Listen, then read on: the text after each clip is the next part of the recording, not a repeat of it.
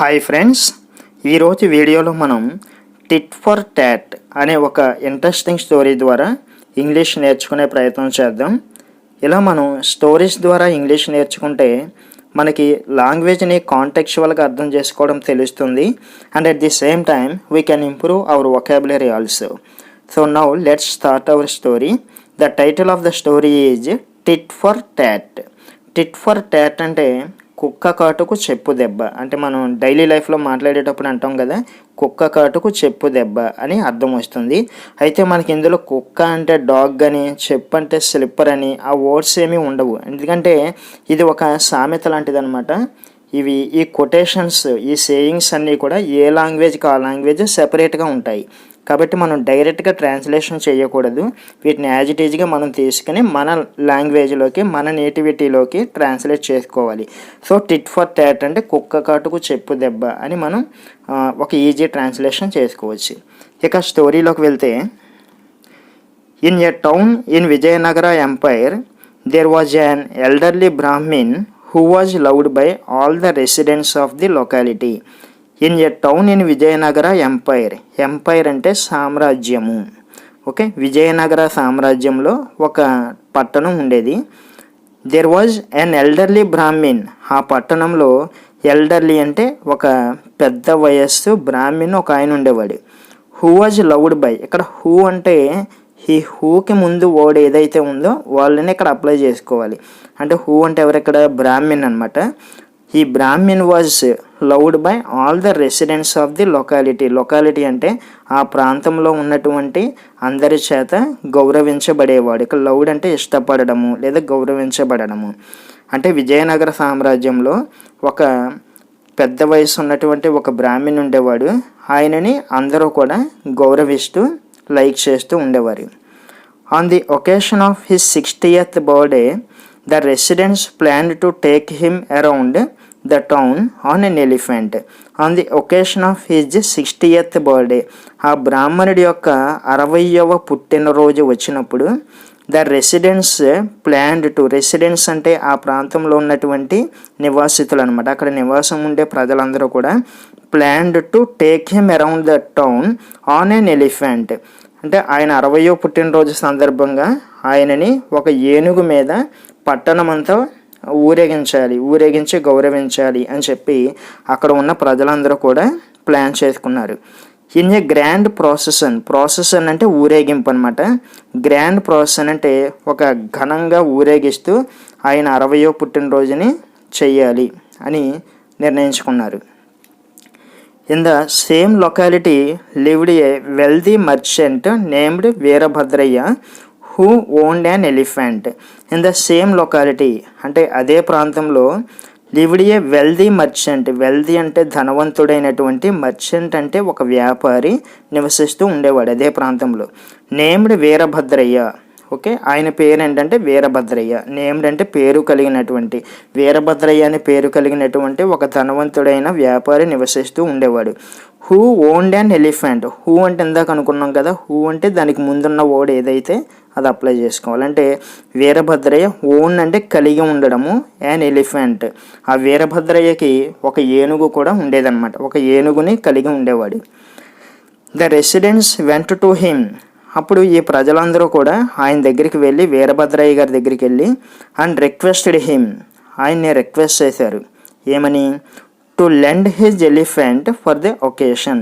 Lend అంటే అప్పు ఇవ్వడము, అంటే ఒకసారి అరువు ఇవ్వడం అనమాట. సో ఈ సందర్భంగా ఆ బ్రాహ్మణుడిని సన్మానించాలనుకున్నారు కదా, ఆ సందర్భంగా ఆ పర్పస్ కోసం మీ ఎలిఫెంట్ని ఒకసారి ఇవ్వండి అని చెప్పేసి రిక్వెస్ట్ చేశారు.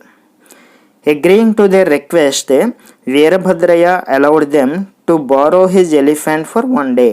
సో వారి రిక్వెస్ట్కి ఒప్పుకుని, అగ్రీయింగ్ అంటే ఒప్పుకుని, వీరభద్రయ్య allowed them. allowed అంటే పర్మిషన్ ఇవ్వడం అనమాట.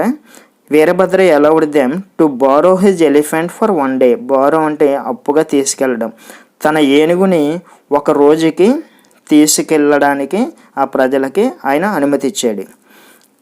That evening, a grand procession was taken around the city, and by the time the celebrations ended, it was late in the night.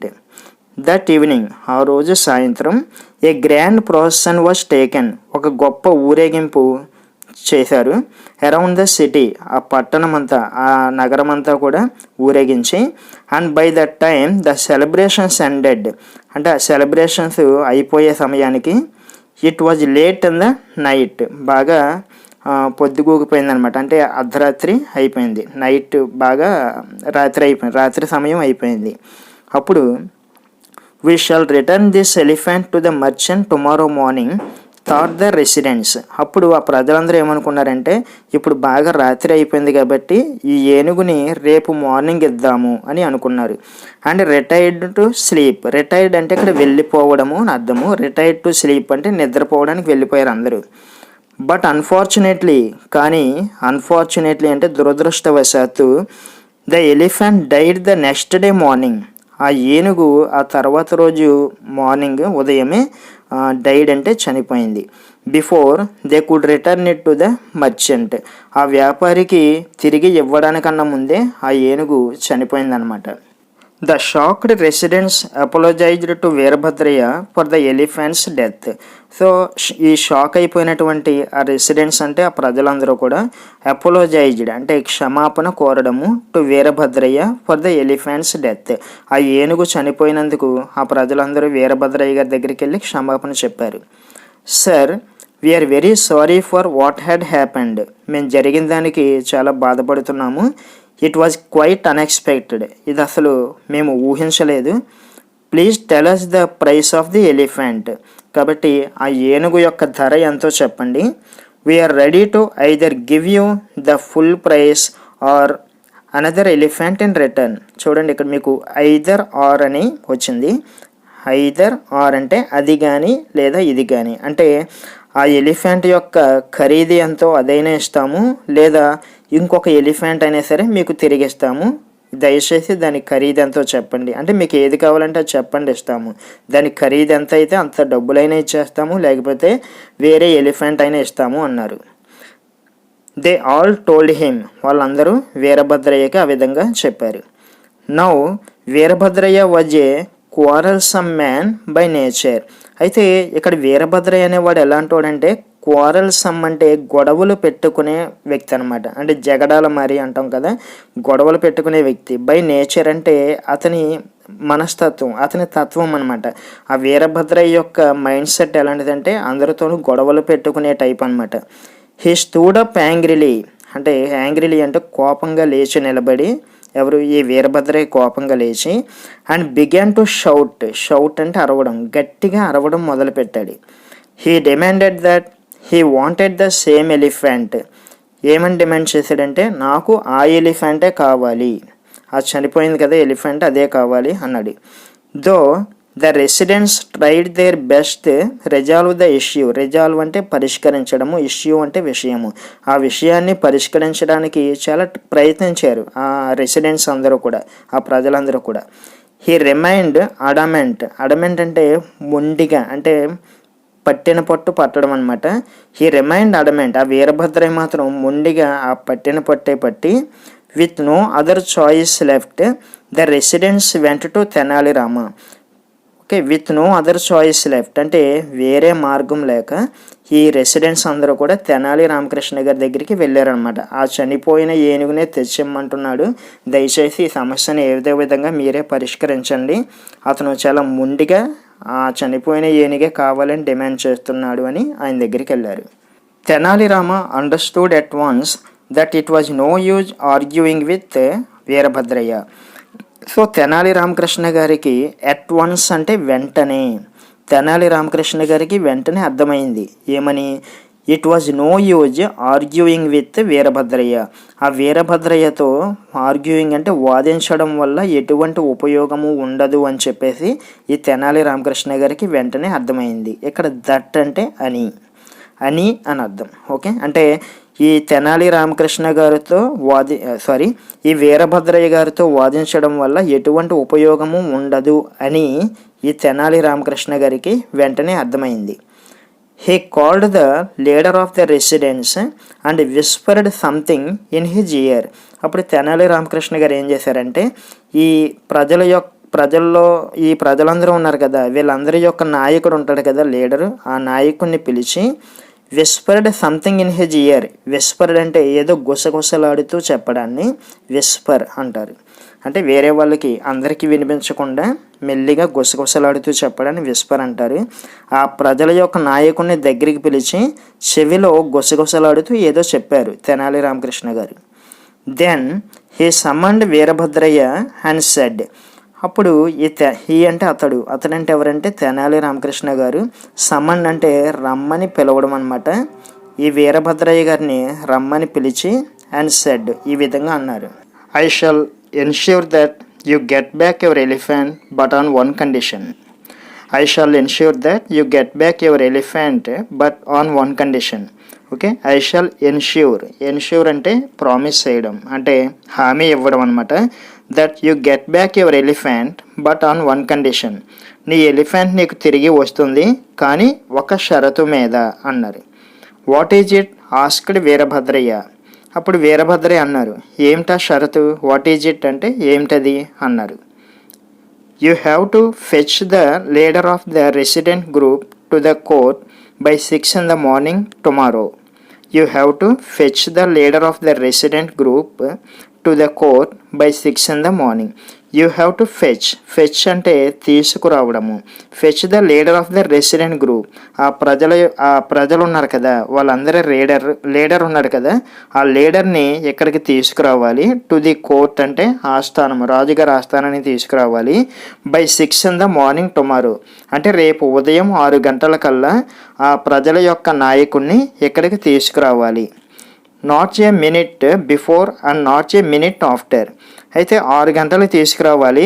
6 గంటల కన్నా 1 నిమిషం ముందు కాదు, 1 నిమిషం తర్వాత కాదు, ఎగ్జాక్ట్గా 6 గంటలకి నువ్వు ఆ నాయకుడిని తీసుకురావాలి. డూ యూ అగ్రీ, నువ్వు ఒప్పుకుంటావా? Tenali Rama told him and left the court. So Tenali Ramakrishna garu అతనికి అంటే వీరభద్రయ్యకి ఈ విధంగా చెప్పి లెఫ్ట్ ద కోర్ట్ అంటే ఆ ఆస్థానం నుంచి వెళ్ళిపోయారు. Though Veerabhadraya did not understand how Tenali Rama was going to give his elephant back, he did not want to take a chance. Though అంటే అయినప్పటికీ, though Veerabhadraya did not understand how Tenali Rama was going to give his elephant back. అయితే తెనాలి రామకృష్ణ గారు తన యొక్క ఏనుగుని ఏ విధంగా తిరిగి తీసుకొస్తారో అర్థం కానప్పటికీ he did not want to take a chance. He అంటే వీరభద్రయ్య. అంటే వీరభద్రయ్య ఎటువంటి ఛాన్స్ తీసుకోవాలని అనుకోలేదు, ఇదే అవకాశం, దీన్ని వాడుకోవాలి అనుకున్నారు.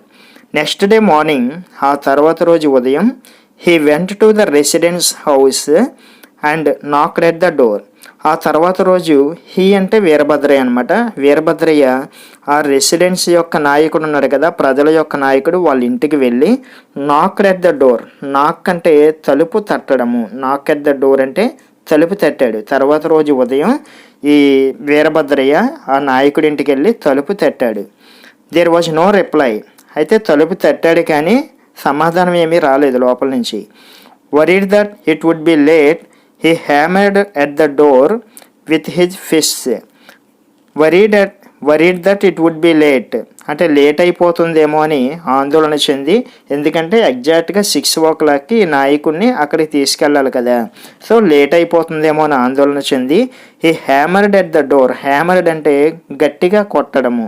మనకి హ్యామర్ అంటే సుత్తి అంటారు కదా, మేకులు కొట్టే సుత్తిని హ్యామర్ అంటారు. అయితే ఇక్కడ హ్యామర్డ్ అంటే అర్థం ఏంటంటే కొట్టడము అని అర్థం అనమాట.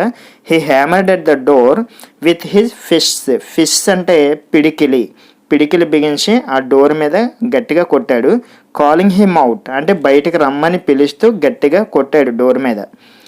But still there was no reply. Still అంటే ఇంకా, కానీ ఇంకా లోపల నుంచి ఎటువంటి రిప్లై రాలేదు.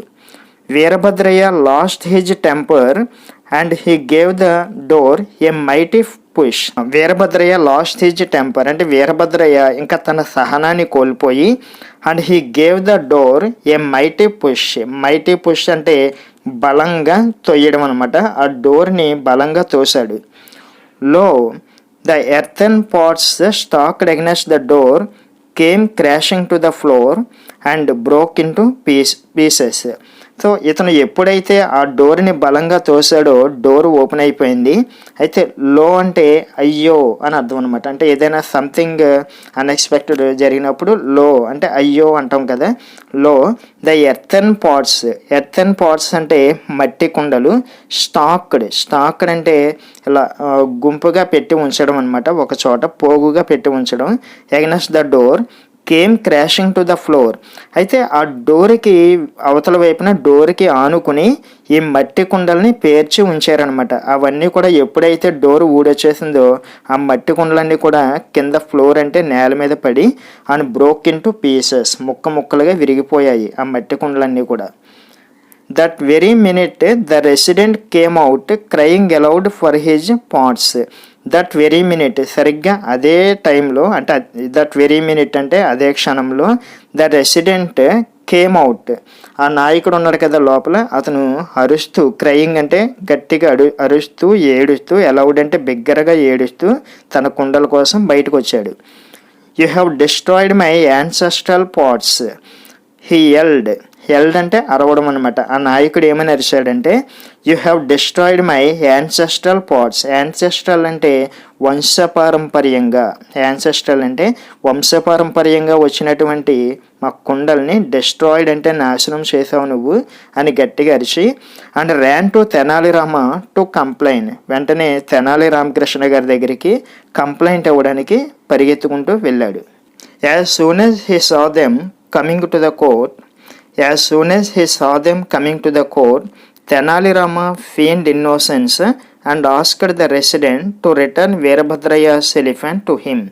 యాజ్ సూన్ యాజ్ అంటే వెంటనే he saw them coming to the court. అయితే ఆ రెసిడెంట్ వీరభద్రయ్య కూడా ఈ రాజుగారి ఆస్థానానికి వచ్చారు కదా, అంటే ఆయనేమో ఫిర్యాదు చేయడానికి వచ్చాడు, కంప్లైంట్ చేయడానికి వచ్చాడు కుండలు పోయాయని. ఇతనేమో ఈ వీరభద్రయ్య అతని వెనకాలే వెళ్ళాడు అనమాట.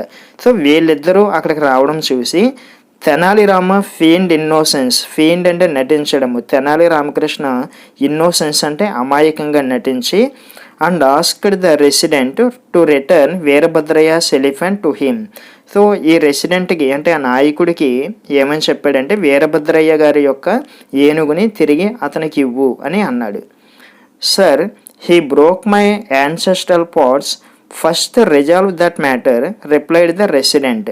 అప్పుడు ఆ రెసిడెంట్ అంటే నాయకుడు అనుకున్నాం కదా, అతను ఏమన్నాడంటే he broke my ancestral pots, మాకు ఎన్నో తరాల నుంచి వంశపారంపర్యంగా వస్తున్నటువంటి కుండల్ని ఇతను పగలగొట్టేస్తాడు. ఫస్ట్ రిజాల్వ్ అంటే పరిష్కరించడము, రిజాల్వ్ దట్ మ్యాటర్, ముందు ఆ విషయం పరిష్కరించండి అన్నాడు. Resident replied the resident sternly and explained the incident to Tenali Rama. Sternly అంటే దృఢంగా, అంటే ముందు ఆ విషయాన్ని ఆ సమస్యని పరిష్కరించండి అని దృఢంగా అని, and explain the incident to Tenali Rama, Tenali Ramakrishna గారికి అసలు ఏం జరిగిందో వివరించాడనమాట. అంటే అతను తలుపులు వేసుకుని లోపల ఉండడం, అతను తలుపుల్ని బద్దలగొట్టేయడం, అప్పుడు ఆ కుండలు పగిలిపోవడం, ఇదంతా కూడా ఎక్స్ప్లెయిన్ చేశాడు. When Veerabhadraya offered to pay for the pots or to replace them, the resident declared that those pots were given to him by his ancestors and demanded for the very same pots. So when Veerabhadrayya offered to pay for the pots, అప్పుడు వీరభద్రయ్య గారు ఏం చేశారంటే ఆ కుండల యొక్క ఖరీదు ఎంతో చెప్పండి నేను ఇచ్చేస్తాను అని ఆఫర్ చేశాడు. ఆర్ లేదా టు రీప్లేస్ దెమ్, లేదా అలాంటి కుండల్ని తెచ్చిమ్మంటే ఇస్తాను వేరే కుండల్ని అన్నాడు. ద రెసిడెంట్ డిక్లేర్డ్ దట్, అప్పుడు డిక్లేర్డ్ అంటే ప్రకటించడం అంటే చెప్పడం అనమాట. ఈ నాయకుడు ఏమన్నాడు, that those pots were given to him by his ancestors అంటే పూర్వీకులు, ఆ కుండల్ని నాకు నా పూర్వీకులు అంటే తాత ముత్తాతలు ఉంటారు కదా వాళ్ళు ఇచ్చారు అన్నాడు. And demanded for the very same pots, నాకు ఆ కుండలే కావాలి అని అడిగాడు అనమాట. నా Veerabhadrayya was in a fix, ఇక్కడ ఫిక్స్ అంటే ఇరకాటంలో పడిపోవడం అనమాట. అప్పుడు వీరభద్రయ్య గారు ఇరకాటంలో పడిపోయాడు. How can I get back the broken pots asked Veerabhadrayya worriedly, అప్పుడు వీరభద్రయ్య గారు ఆందోళనగా అన్నారు, ఏమని, how can I get back the broken pots, పగిలిపోయిన కుండల్ని ఎలా తీసుకురాగలను నేను అన్నాడు ఆందోళనగా. Exactly in the same manner How a dead elephant can come alive, replied Tenali Rama, looking amusingly at Veerabhadraiah.